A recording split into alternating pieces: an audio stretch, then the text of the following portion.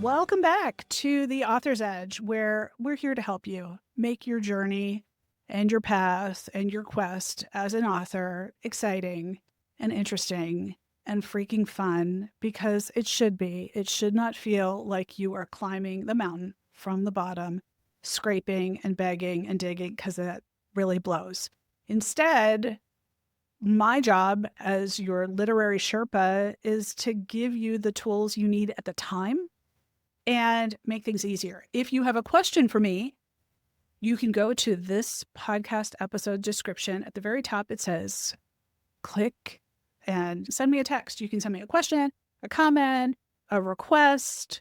You can ask for more dog pics because my trusty co-host Hazel is always with me. She is my dog that is now, she's waiting patiently for me to complete this. And I will answer your questions on my Thursday episodes, which are always shorty episodes, Q&A, to give you the solutions and the answers you need.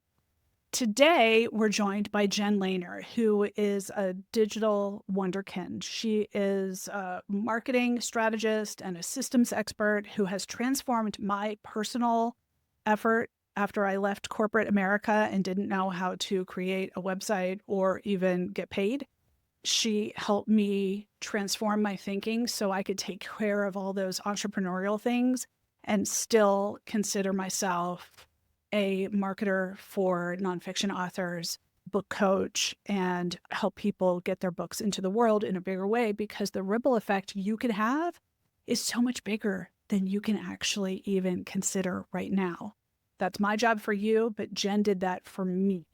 That's why I asked her to be my guest today, to talk about how we can streamline our efforts and build our brands and market ourselves effectively. So many authors find themselves suddenly needing to navigate social media and create content and find someone to help them build their website or create a logo or a myriad of things, design a bookmark. Please don't design your own bookmark. Nobody wants your bookmark. But Jen is here to break it all down for you and to give you all the elements and resources you need to make it easy.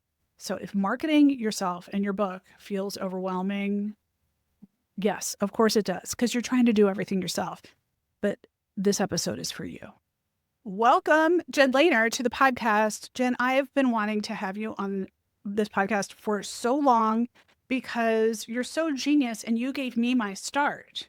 You helped me figure out everything about setting things up and making things easier because I was mired in all the problems and the friction. So for people like me who are full-time doing something awesome, they're not usually starting out as entrepreneurs, but suddenly they're thrust into establishing a brand presence or, gag me with a spoon, have to build their platform, which nobody understands or likes.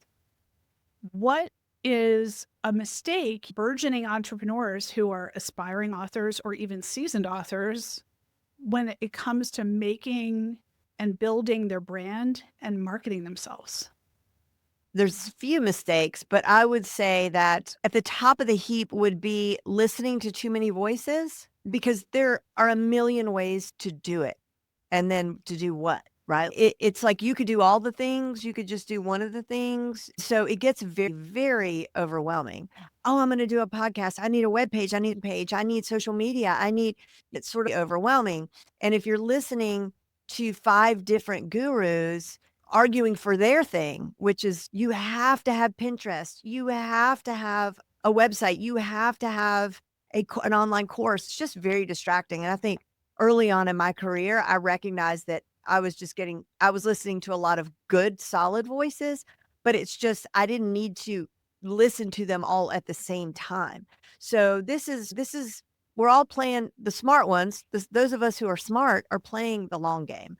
Right. And we're serious about this, and we're not just aiming to be a flash in the pan. And so if that is true about you, then you have the luxury of being able to just piece by create this and look first at what are the biggest levers to pull, I guess is. And I think So to answer your question, the mistake would be the opposite of that, doing a million different things all at the same time and listening to several voices.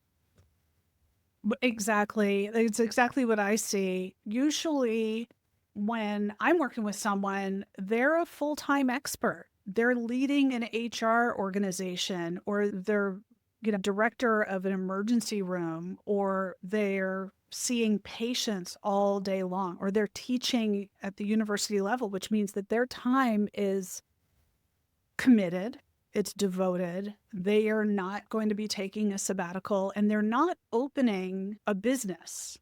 Although now that they have a book, or they want to be writing not scholarly works, they want to write a mass market book, they're suddenly thrust into this. Do I have to have a website? Now I have to build my social. Nobody's sharing my posts. And that can be overwhelming, because I think they feel like they're reading the menu at the Cheesecake Factory. Nobody reads the whole menu. You know True. that there are 1,000 cheesecakes that you can get. You know you're going to end up with strawberry cheesecake. Just, well, you don't need to read the rest.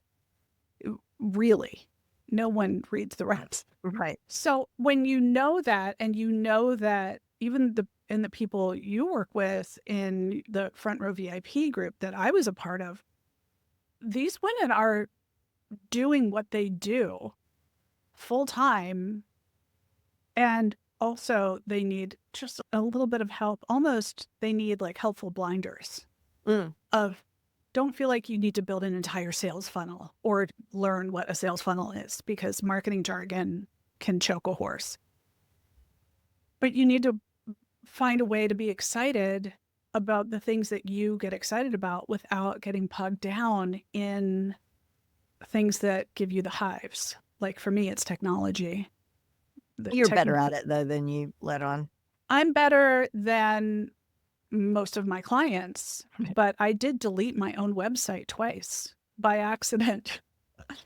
And then my virtual assistant, who you helped me find, went in, and with a click of a button, it was back. I still don't know what she did.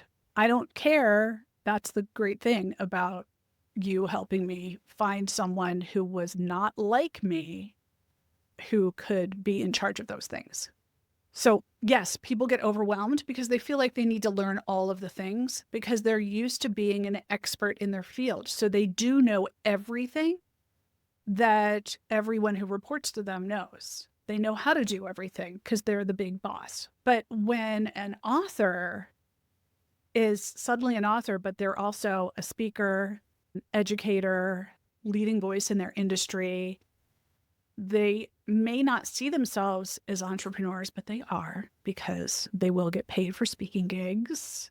And the first thing you say often is, stop doing things by yourself, especially when you know that you're expanding. Like, you're expanding the ripple effect that you are having in the world. You can't be answering every email. You will need to establish some funnel or filter of the things that get you involved. So tell me, why are you so excited and so amazing to help people who may not see themselves as entrepreneurs, but end up in that situation, who they need to grow? It's so funny. As you were talking, I just thought, I've been talking about this for years, but I suddenly was thinking, first of all, many people don't think twice about hiring a house cleaner, because we'd rather spend our time doing something else, and we don't clean the house, and we don't want to clean the house. Many of us have that luxury. Do this, who aren't rolling in cash. They just have decided this is just not something I want to do. When we get our car serviced, we send it to someone else who knows how to service our car.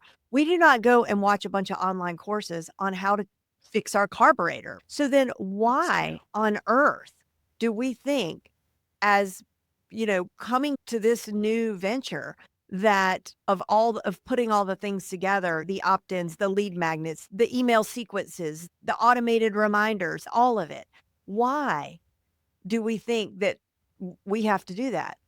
I'll tell you why. It's because we think it doesn't make sense on paper, right? I'm not making money from this yet, so I need to just bootstrap this.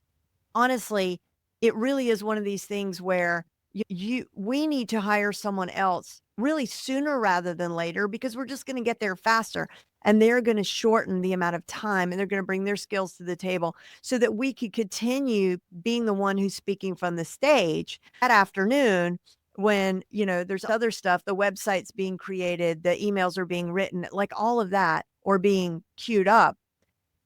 We get to be on the stage, like, talking about our book. We get to be on the stage telling people about our new online group coaching program, whatever it is.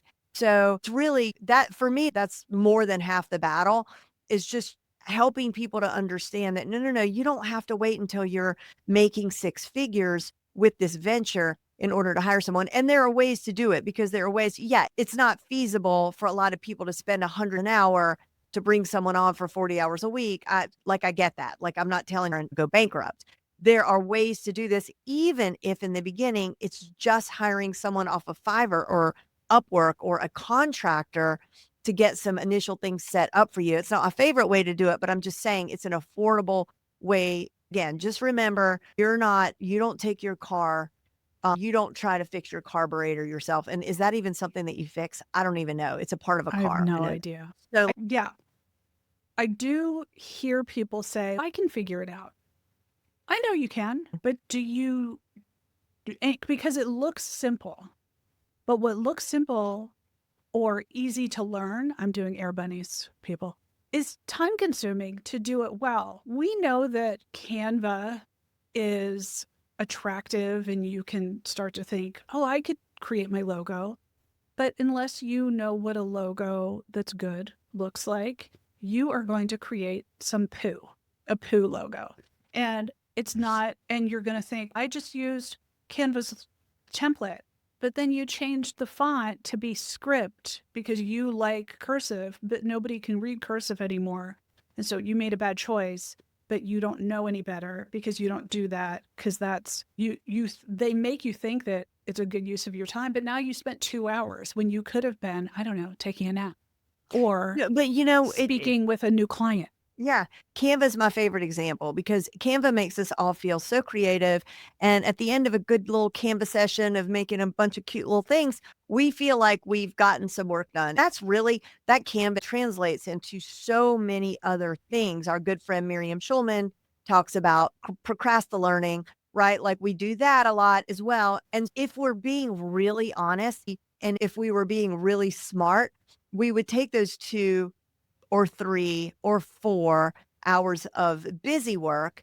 And if we found someone else to do that for us, because, yeah, it's not about being capable. Many of us are capable. That was my biggest for the first 2 years in business thought, because I am good with tech, that it wouldn't make sense to hire someone. So I need to do this all myself. So my days were 80, 90% filled with setting up webinar funnels and sales funnels and all of that.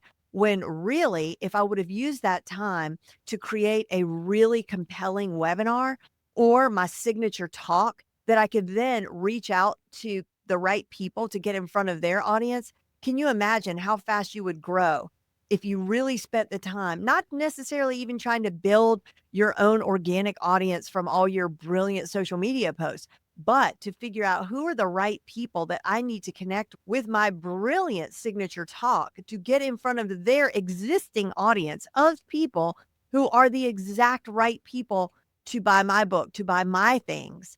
That is a much better use of our time than starting here at the bottom of the mountain, little brick by big brick, trying. Clawing our way Yes, to the top, thinking, I can do it. But, and also, I don't want to ask people for help because I don't want them to think that I don't know how to do, which is another thing. yeah, but they're not hiring you. They're with you because you make brilliant websites. They are, right? Unless you are a website builder, and that puts food on the table. But otherwise, or the person who's in charge of the emergency room that is your client, that person, nobody's coming to them because they know how to build a beautiful website. Right. And so they do get in their own way because they're so used to being capable. Sure. And sometimes being capable is knowing what needs to be done and realizing it's not a good use of your time to be doing it, because only you can do the things that people want from you and all the other stuff. Yes. And I would Put say in a that bucket. combined that yes, and I would say that combined with adopting the mantra and really, like, really believing the mantra that is done is better than perfect. Like, the sooner everyone can embrace that, the happier we all are. Yeah. One of the probably the top 3 laments that I hear is social media is so overwhelming, which is or translated into I don't know what to post. I can't post this often. People don't know about schedulers. And if they have a book that's coming out, they don't know what to post when you can don't hire your next door neighbor's niece for the love of Pete and all that's holy. That's not a good idea. But you can hire someone strategically that you find on Fiverr or a virtual assistant. Before I ask this question, just so I can reference your Find a VA program, which is how I found you listening to a podcast. Just describe that for a The second. program, what I do. So I Yes. basically help people find their perfect match virtual assistant, and it's a program that and when I say perfect match virtual assistant, I'm referring to a person who's going to be in your business for years, right? For a long time, not a fly by night contractor or the kind of person that you would find for just project based on Fiverr or Upwork. But for anybody who's ever hired before, it's just not that simple, right? We all know that have been through the process of spending all that time and effort and aggravation interviewing, thinking we just found the most perfect person, only to find out after they're hired that they're not what we thought they were, but we keep them because we spent all that time and money and effort in hiring them and then training them. And it's just a vicious cycle. And then people throw their hands up and they say, I might as well do this myself because this is a nightmare. So my virtual assistant has been with me for 9 years. And I have many people who have gone through this program who are with their virtual assistant since the program began, because there is really a process that is the right way to do it from screening. And, they like the real cornerstone of the program that differentiates it from others is that we do this thing, it's a paid trial week. And you might have several people going through this paid trial week, and we show you how to set that up in advance and replicate it so that basically because you could have a brilliant interview. They could have wonderful recommendations, a gorgeous portfolio. They show up and you're, who are you? I'm from. This is what we want to make sure that never happens and that you find people with the right skills and the right vibe, the soft skills to work with you because the hard skills aren't everything. So that's it in a nutshell. Thank you for that. And for those of you who are saying, like, oh, raise my hand for that, because everyone has had some kind of help at some point. But what's really nice about your program is that you're not babysitting someone. They are self starters, and you teach people like me how to manage and have a relationship with someone who's not sitting in the same room as you. Are they not sitting in the same room as you? What I forgot to mention is that now my system will work no matter where you hire your VA, but most of the VAs that come through my program are in the Philippines. And that is because number one, we're leveraging the exchange rate, but this is not about finding the cheapest labor. This is about empowering them as you grow as well. So they grow while you grow.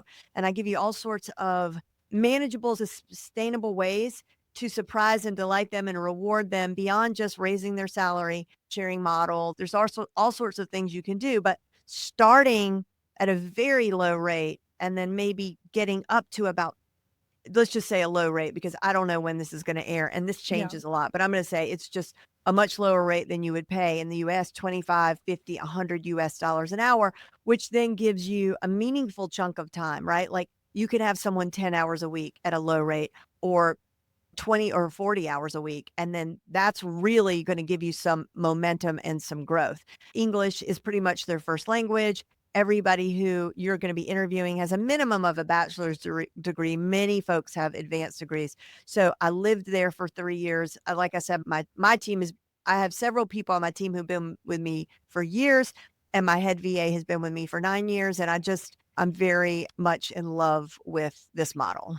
I am a total disciple and I dig it. And my VA now is in the Philippines and I love her and she's a mom, she gets some poo done. She really That's does. right. That's right. And even she has an assistant. She has other clients, but I like that she is growing. But my point, coming back to what can an author do, the first thing that you want to do when you're struggling with what do I put on social is have someone, not your spouse and not your sister, because she's not going to read your book, sorry, is have your virtual assistant pull some power quotes from each of your chapters. You don't have to do that. Just have her do it, put it in an Excel spreadsheet, you eyeball it for 2 minutes, and then she can create quote cards using Canva, using the bulk create functionality in Canva, and she can create 25 quote cards that she'll schedule for you in the scheduler that you purchase on AppSumo. So I'm throwing you a lot of apps, but I'm going to put all of these in the show notes. And then you've got at least one post a week for half the year. And that's just one step that could be taken care of inside of 2 whole hours, let's say. And that's just one thing. Jen, you have such a great list of all the tasks that you could outsource to a virtual assistant. And do you still provide that on your site? I do. Okay, I'm going to make sure that we put that in the show notes because it is genius. I use it all the time. In I case had you're to grab it thinking, in case you were going to quiz me. Yeah. I'm not going to quiz you, but there's so much, not just on social, but social is usually the number one thing of I don't have time to be posting on social. There are a ton of options, including managing your email and responding to people on your behalf once your website is live. Once you start with the foundational easy pickings, then what I hear you talking about is incorporating smart use of AI in your business. So, what's one big shift you've seen recently in how people use AI to really scale?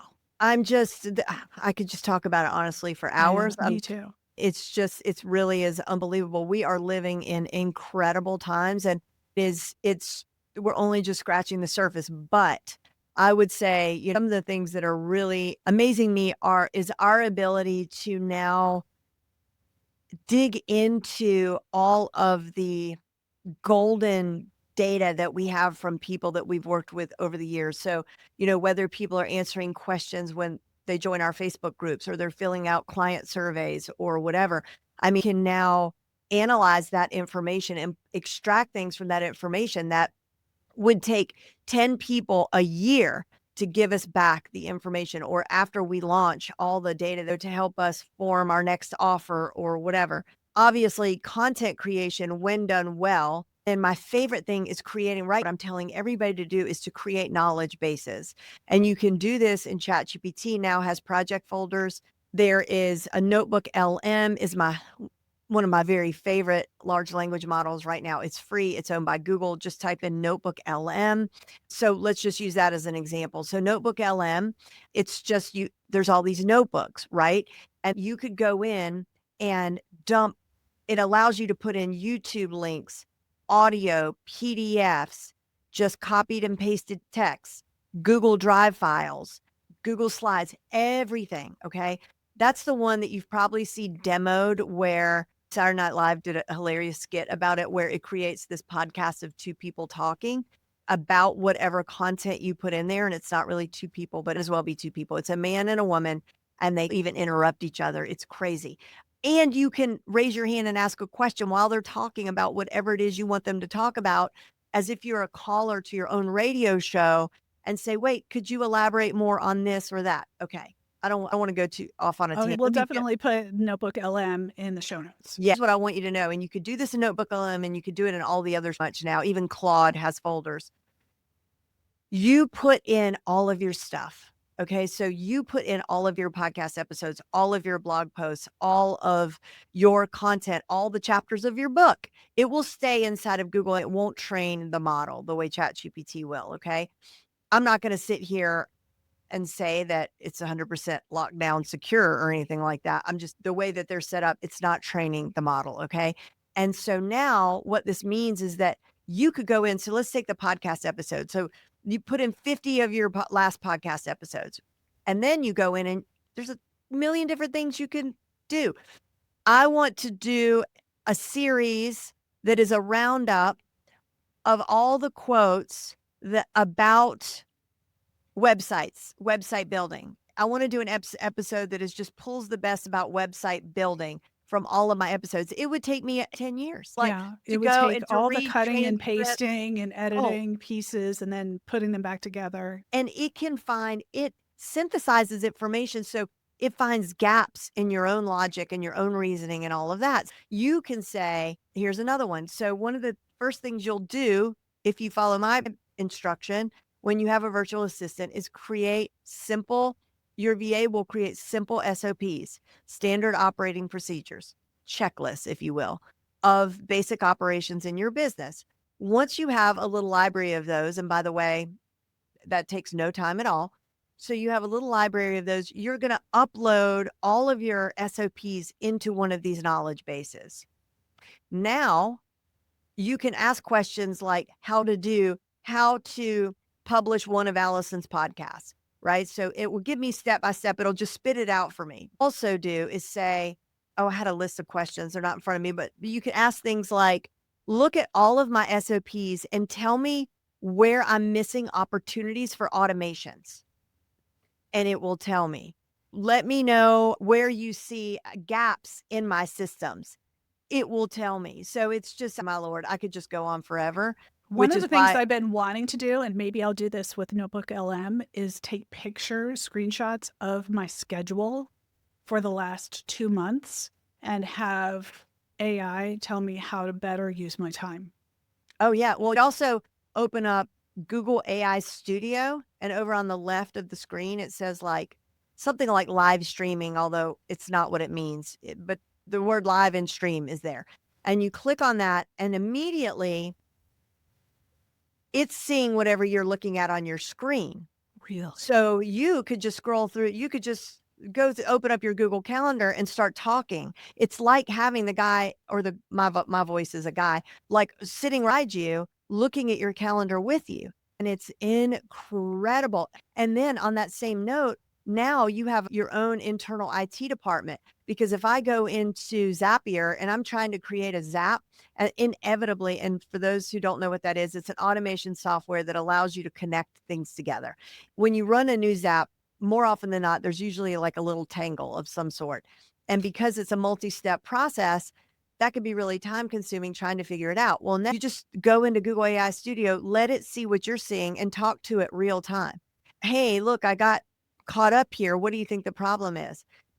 And they're all, what's so interesting to me, who reports the news on AI every day and is really studying this very closely, is that they're all starting to do the same things. So this capability, they're all headed in that direction. And the stuff that they're doing is just mind blowing. And the great thing for people who have books coming out or they want to expand their career and think bigger about where they're going, especially when you hit a point where you're the top of your game and you think, I still have 20 or 30 years left of working. I'm not done yet, but I'm at the top of this peak. You have to be the one to imagine what your next step is, because your head of HR is also tapped out in terms of what the org structure is. Whether you're a professor or you're chief of staff or you're the director of an ER. I'm just thinking of my clients. You have a globally renowned podcast. Like, you're the tippy top of the tippy top already, but we're all wired to be wanting to grow and be challenged and do the next thing, right? Otherwise we get bored. I get bored.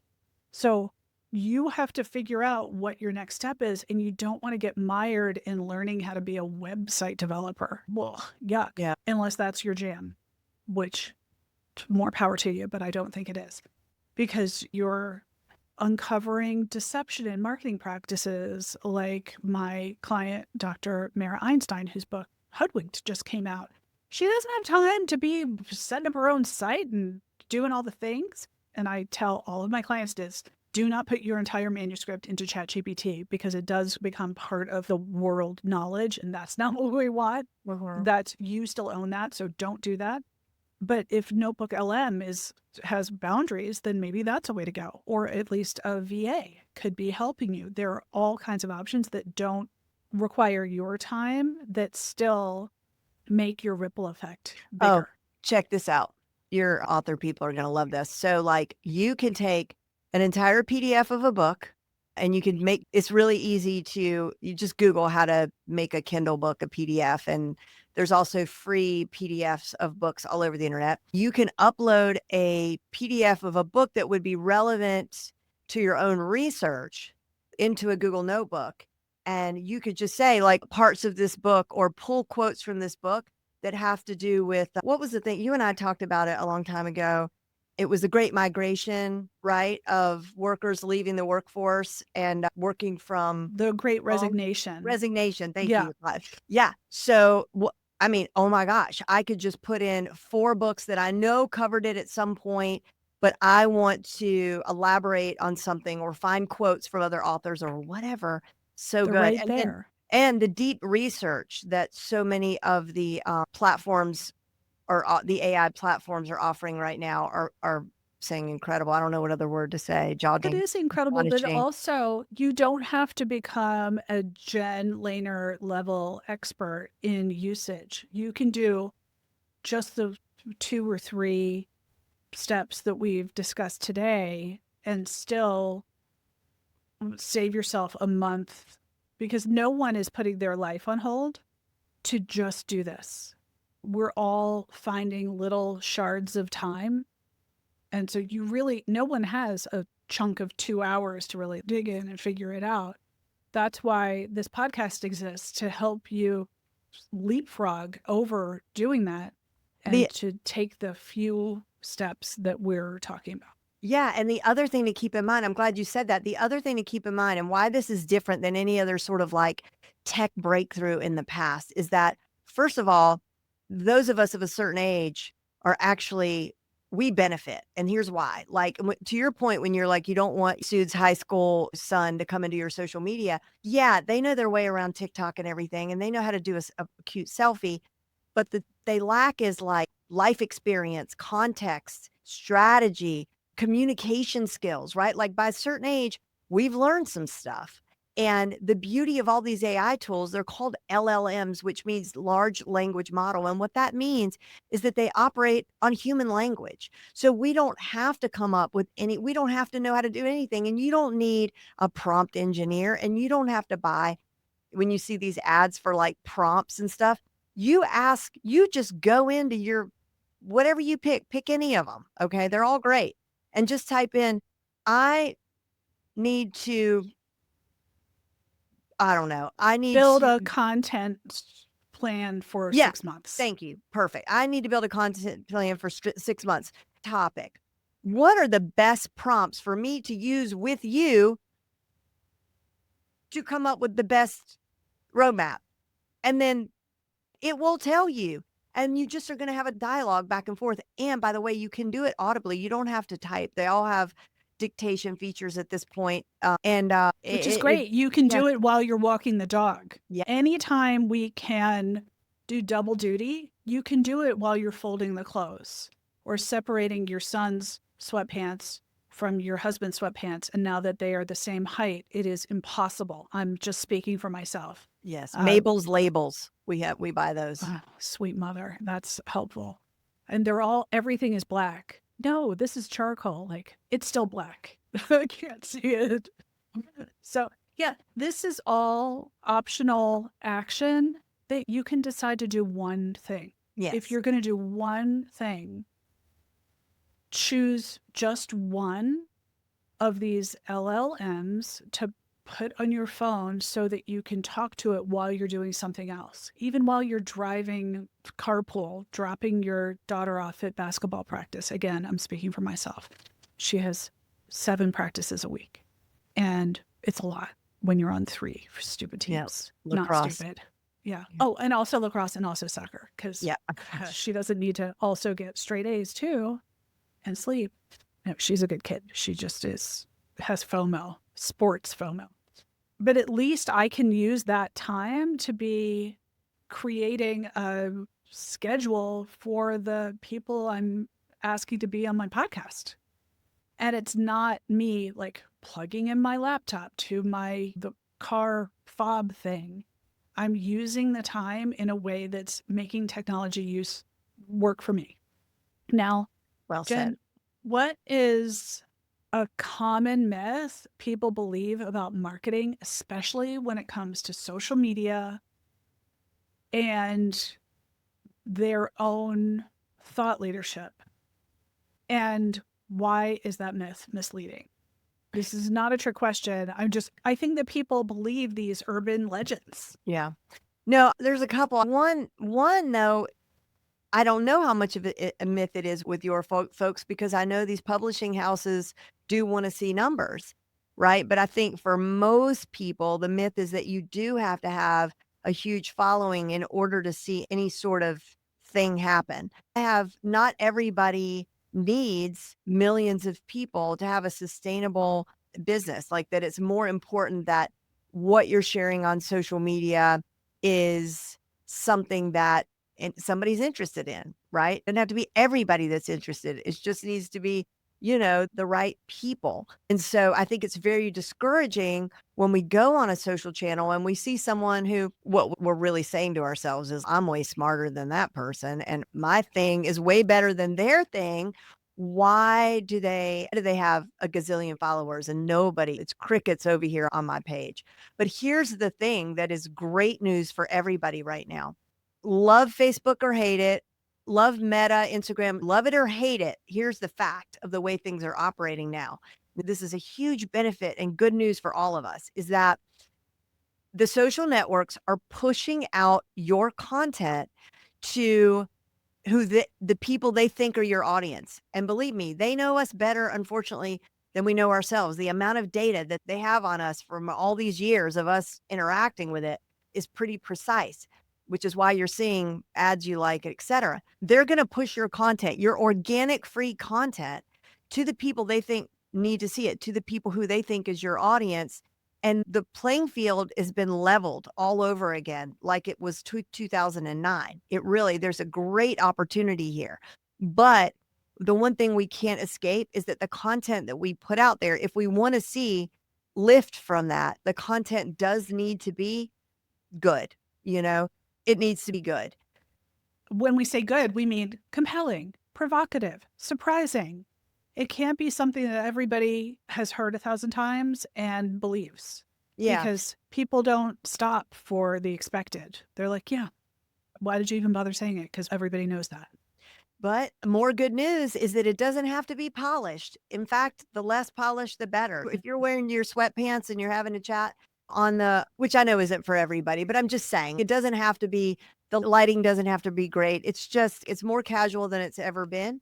But little things. I saw a LinkedIn expert who's coming on my show soon talk about posting a poll on LinkedIn once a week. And I never had so much action on LinkedIn. LinkedIn is my worst. Like I never can get any. I love LinkedIn. You should. And that's where your people are. Mine goes back to a mistake years ago that I just haven't been able to recover from. Not because I posted like a naked picture or anything, but because back when I first started, which is in the very beginning, LinkedIn used to prompt us to export our whole contact list from your phone. It was just as much as clicking one button, just one button. And next thing you know, I connected with everybody in my phone, became a LinkedIn connection. And that would be like the cable guy, the plumber, the movie hotline number, like when that was a thing, random. And now, of course, if you have a large number of contacts and zero engagement from them, it really looks bad for your channel. So I really think it's been hard to recover from that. The However, cable guy is not interested in your content. Yeah, That's imagine nice. that. Darn it. And so but I've been posting a poll once a week and yeah, I'm getting a lot of engagement. Yeah. So I don't know if that really addressed the myth, but that you were looking for, but that's. Well, I think it is helpful to hear that perspective for sure. Let me ask you this, since we're telling people what not to do as well, don't import your phone contacts, but since everything is changing, what's a once popular marketing or branding tactic that doesn't work anymore? Honestly, just pumping out the Canva graphic memes, just, that used to be enough. And it really doesn't work anymore. Just too much competition for really compelling content. I still love a good quote, and I think most people do, but we have to mix it up with other content. And Yeah. I think that the 30-second video is here to stay for a while. And that Yeah. doesn't mean we have to do the Macarena, although I would like to see you do the Macarena, Allison. I will Um, consider it. okay. That's not what that means. But I think from just looking at my own clients' stuff that they're posting, in fact, I just messaged one of my clients the other day and I was like, you need to up your game, because particularly for this client, based on what she does, her stuff is intrinsically interesting. And not everybody is lucky like that, like where you could just snap a picture and it's just interesting based on what you do. I think it gets harder as you get deeper into the information product, thought leadership space, because we have words, we have ideas. We don't have factory, Right. Although that would be fun to see video of. Yeah. I think what I would help people do is stop posting quotes from someone else that inspired them. We know you like Gandhi's quote, but it's not interesting. And we know that it spoke to your heart, but I could give a poo. I want to hear what you have to say, not who inspired you. That's one thing that just puts me to sleep, is when someone says, I really want to quote this person, but nobody's following you so that you can quote somebody else. It really gets in the way. You're taking away their decision. You're essentially telling them that they were wrong for following, because Interesting. they're there Yeah. for you and you're saying, oh, I'm not that important, but listen to this other person. That's not that helpful. Yeah. And you're telling them that they made a poor decision. And that's not really what you mean to do. So let me pivot, because I want to hear what you're reading. You have given me such good book recommendations. What's a book you love right now? I'm reading fiction right now. Do you want? Yes, I love it. Okay. Stories by the guy who wrote A Gentleman in Moscow. Okay. What's his name? I have my phone turned off, so I cannot remember the name of it. But before that, I read A Gentleman in Moscow. Say it again. It's historical fiction. yeah, but it's his short story book. A Dinner for Two, I think is what it's called, or Table. It's good so far, but I can't rave about it because I'm not deep enough into it. And then I got to tell you, I hate to say it, because I hate to just be like one of the herd, but I listened to Let Them at the right time. Oh, the Mel And Robbins book? yeah, and funny thing is that, like, I was absolutely not gonna read that book. I was, like, because jealous of her. I have no problem saying that, because she's the same age I am. Normally, we wear the same glasses. I don't have on my glasses. Here's Mel Robbins glasses. Talk about a lot of the same stuff. Then when the 5 second stratosphere, like, man, I cannot believe the success she's having. There's nothing to that. How does somebody write a book about that? A whole book. So when I saw Let Them, I was like, what's she going to possibly say that the title doesn't say? I get it. I don't need to read the book. Then Oprah interviewed her, and Oprah said in 25 or 30 years, she's been trying to say the same things, but Mel Robbins did it so beautifully in this book. And you know what she said after that? She said, this is the best self-help book I've ever read. I was like, I cannot believe and they can't keep the book in stock. Yeah. So I got the book and I listened to it. And what is so funny is in the very beginning, she talks about jealousy. And she says, don't look around at these other people that, and get jealous. They've done you a favor. And I tell this to my clients, they've done the hard work. You can reverse engineer, not copy, but reverse engineer their funnel or their framework or whatever, right? And I was just chuckling. I'm like, that serves me right. And I enjoyed it so much. And it was like listening to a good friend, and her stories are very good. And probably because we are similar age, our kids are the same, but everything she talked about from the beginning to the end really resonated. And so now I'm like the biggest fan. I don't know if I'm her biggest fan, but I am definitely the biggest fan of the book.